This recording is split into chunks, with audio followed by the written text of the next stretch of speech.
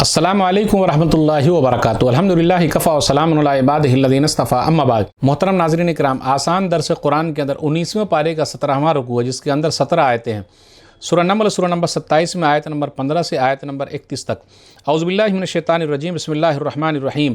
وَلَقَدْ آتَيْنَا دَاوُودَ وَسُلَيْمَانَ عِلْمًا وَقَالَ الْحَمْدُ لِلَّهِ الَّذِي فَضَّلَنَا عَلَىٰ كَثِيرٍ مِّنْ عِبَادِهِ الْمُؤْمِنِينَ۔ اور ہم نے داؤد علیہ السلام اور سلیمان علیہ السلام کو علم عطا کیا، اور انہوں نے کہا سب تعریف اللہ ہی کے لیے جس نے ہمیں اپنے بہت سے مومن بندوں پر فضیلت دی ہے۔ وَوَرِثَ سُلَيْمَانُ دَاوُودَ وَقَالَ يَا أَيُّهَا النَّاسُ عُلِّمْنَا مَنطِقَ الطَّيْرِ وَأُوتِينَا مِنْ كُلِّ شَيْءٍ ان هذا لهو الفضل المبین۔ اور سلیمان علیہ السلام داؤد علیہ السلام کے وارث بنے، اور انہوں نے یعنی سلیمان علیہ السلام نے کہا اے لوگو، ہمیں اللہ کی طرف سے پرندوں کی بولی سکھائی گئی ہے اور ہر چیز کی بھی دی گئی ہے، بے شک یہ اللہ کا کھلا ہوا فضل ہے۔ وَحُشِرَ لِسُلَيْمَانَ جُنُودُهُ مِنَ الْجِنِّ وَالْإِنسِ وَالطَّيْرِ فَهُمْ يُوزَعُونَ۔ اور سلیمان علیہ السلام کے کسی سفر کے لیے جنوں اور انسانوں اور پرندوں کے لشکر جمع کیے گئے، پھر وہ سب الگ الگ تقسیم کیے گئے تھے۔ حتیٰ اذا اتوا علی واد النمل قالت نملۃ یا ایھا النمل ادخلوا مساکنکم لا یحطمنکم سلیمان وجنودہ وہم لا یشعرون۔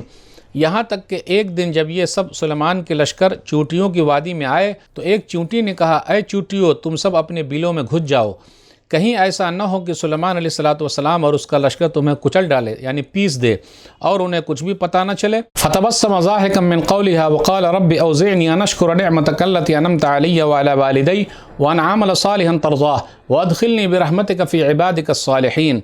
تو چیونٹی کی اس بات پر سلیمان علیہ السلام مسکرا کر ہنسے اور کہنے لگے اے میرے رب، مجھے توفیق دے کہ میں تیری نعمتوں کا شکر ادا کروں جو تو نے مجھ پر اور میرے ماں باپ پر انعام کیا ہے، اور ایسا نیک کام کروں جسے تو پسند کرتا ہے، اور اپنی رحمت سے مجھے اپنے نیک بندوں میں شامل کر لے۔ وَتَفَقَّدَ الطَّيْرَ فَقَالَ مَا لِيَ لَا أَرَى الْهُدْهُدَ أَمْ كَانَ مِنَ الْغَائِبِينَ۔ اور سلیمان علیہ السلام نے ایک دن پرندوں کی حاضری لی تو کہا کیا بات ہے کہ میں ہدہد کو نہیں دیکھ رہا ہوں، کیا وہ غائب ہے؟ لَأُعَذِّبَنَّهُ عَذَابًا شَدِيدًا أَوْ لَأَذْبَحَنَّهُ أَوْ لَيَأْتِيَنِّي بِسُلْطَانٍ مُّبِينٍ۔ میں ہدہد کو سخت سزا دوں گا یا اسے ذبح کر دوں گا یا پھر وہ میرے پاس غیر حاضری کی کوئی صحیح وجہ پیش کرے۔ فَمَكَثَ غَيْرَ بَعِيدٍ فَقَالَ أَحَطتُ بِمَا لَمْ تُحِطْ بِهِ وَجِئْتُكَ مِنْ سَبَإٍ بِنَبَإٍ یقین۔ تھوڑی ہی دیر میں ہدہد آ گیا اور سلیمان علیہ السلام سے کہنے لگا میں ایک ایسی چیز کی خبر لایا ہوں جو آپ کو بھی معلوم نہیں ہے، میں سبا کے شہر کی ایک سچی خبر آپ کے پاس لایا ہوں۔ انی وجدت امرأة تملکهم وأوتیت من کل شیء ولها عرش عظیم۔ ہدہد نے کہا میں نے سبا کے شہر میں ایک عورت یعنی بلقیس کو حکومت کرتے ہوئے پایا ہے، اور اسے اللہ کی طرف سے ہر چیز دی گئی ہے، اور اس کے پاس ایک شاندار تخت بھی ہے۔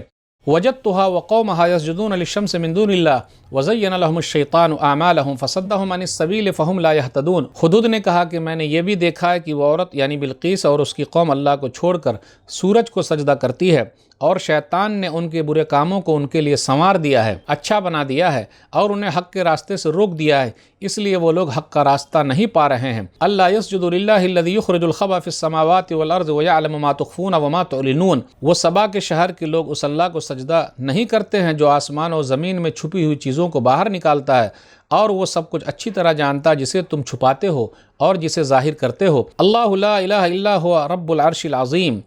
اللہ کے سوا کوئی حقیقی اور سچا معبود نہیں ہے، وہی اللہ عرش عظیم بڑے عرش کا مالک ہے۔ قال سننظر اصدقت ام كنت من الكاذبین۔ سلیمان علیہ السلام نے ہدہد سے کہا ہم ابھی دیکھ لیتے ہیں کہ تو سچ بول رہا یا جھوٹ۔ اذهب بکتابی هذا فالقه الیہم ثم تول عنهم فانظر ماذا یرجعون۔ سلیمان علیہ السلام نے ہدہد سے کہا یہ میرا خط لے جا اور سبا والوں کے پاس ڈال دے، پھر ان سے الگ ہٹ کر دیکھ وہ کیا جواب دیتے ہیں۔ قالت یا ایھا الملأ انی القی الی کتاب کریم۔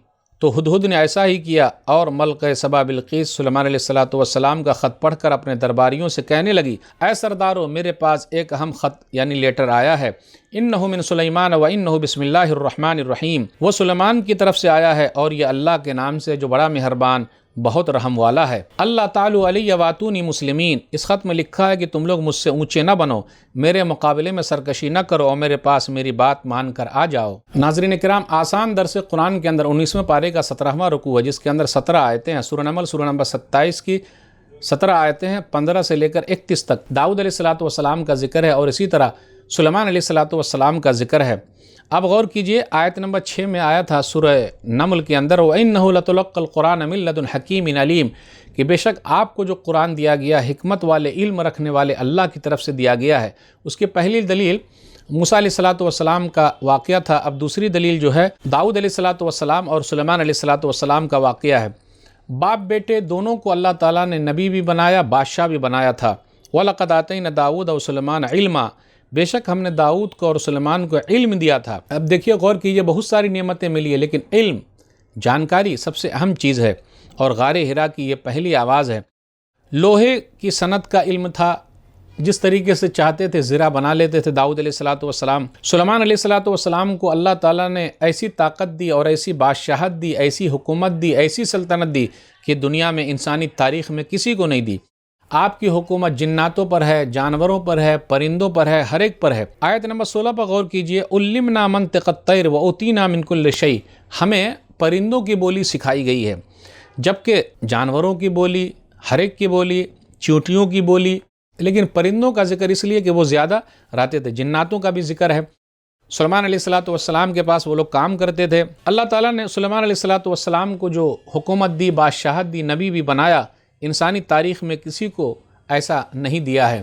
اسے یہ پتہ چلا نبی بادشاہ بھی ہو سکتے ہیں اور حکومت میں بادشاہت بھی جائز ہے، اس میں کوئی حرج کی بات نہیں، اور اللہ ہی کسی کو دیتے ہیں، کچھ کرنے کی ضرورت نہیں ہے۔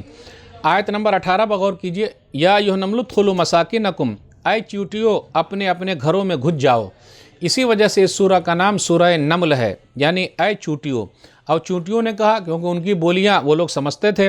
حیوانات کے اندر بھی ایک خاص قسم کا شعور ہے۔ سلیمان علیہ الصلوۃ والسلام کو اللہ تعالیٰ نے جو دیا تھا لیکن عالم الغیب نہیں تھے۔ پھر اسی طریقے سے جانوروں کو بھی معلوم ہے کہ اللہ ہی عالم الغیب ہے، ورنہ یہ کیوں بولتے کہ وہ پیس ڈالیں گے۔ سلیمان علیہ الصلوۃ والسلام کو اللہ تعالیٰ نے جو یہ نعمت دی، تو چیونٹیوں کی یہ بولی جب سنے تو کہا فتبسم ضاحکا من قولها، اس کی بات سن کر وہ ہنسنے لگے، مسکرائے اور اللہ تعالیٰ سے دعا کی جو نعمت تو نے مجھے دی ہے اس پر شکریہ کے بھی توفیق عطا فرما۔ اب آگے ذکر ہے ہدہد پرندے کے بارے میں، ہپو کے بارے میں۔ آیت نمبر 24-25 پر غور کیجئے کہ پرندہ غائب ہے، ہپو کہاں چلا گیا، ملے گا، قتل کر دوں گا، ذبح کر دوں گا، یا پھر وہ بتائے سخت سزا دوں گا۔ وجدتها وقومها يسجدون للشمس من دون اللہ، یعنی پرندے کے اندر بھی توحید کی چیز پائی جاتی ہے، اور شرک کے بارے میں وہ بالکل سخت ہیں کہ لوگ کیسے ہیں۔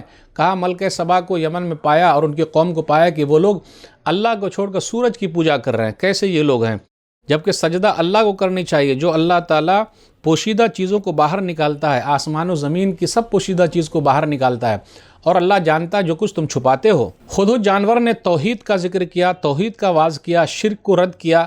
ایک حدیث کے اندر آیا، سنن نبی داؤد کتاب الادب حدیث نمبر 5267، عبداللہ بن عباس کہتے ہیں رضی اللہ تعالیٰ عنہ کہ نبی صلی اللہ علیہ وسلم نے 4 جانوروں کو مارنے سے منع فرمایا، النملہ والنحلہ والہدہد والسرد، چیونٹی ہے، شہد کی مکھی ہے، ہدہد یعنی ہپو ہے، اور لٹورا ہے، سرد جس کا سر بڑا ہوتا ہے، پیٹ سفید ہوتا ہے، پیٹھ پر سبز ہوتا ہے، یہ چھوٹے چھوٹے پرندوں کو کھا جاتا ہے۔ تو اس کے اندر توحید کا ذکر ہے، اس کے اندر توحید کی نصیحت کرنے کا مادہ ہے۔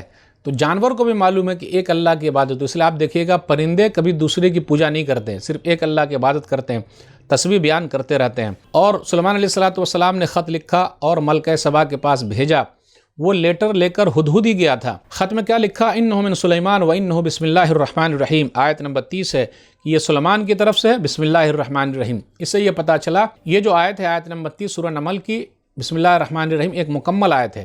اسی طرح ہر سورہ کے شروع میں بسم اللہ الرحمن الرحیم پڑھنا ہے، لیکن سورہ توبہ سورہ نمبر 9 کے شروع میں نہیں پڑھنا ہے۔ اسے یہ بھی پتہ چلا ہمیں اور آپ کو لیٹر لکھتے وقت بسم اللہ الرحمن الرحیم لکھنا ہے، اور اپنی طرف سے لکھنا ہے تو وہاں نام لکھ دیں، 786 نہیں لکھنا ہے۔ تو ناظرین اکرام، آج کے درس میں بس اتنا ہی۔ اللہ سے دعا ہے کہ اللہ تعالی ہم لوگ قرآن کریم کو پڑھنے، پڑھانے، سمجھنے، سمجھانے، عمل کرنے اور لوگوں تک پہنچانے کی توفیق دے، آمین۔ والسلام علیکم ورحمۃ اللہ وبرکاتہ۔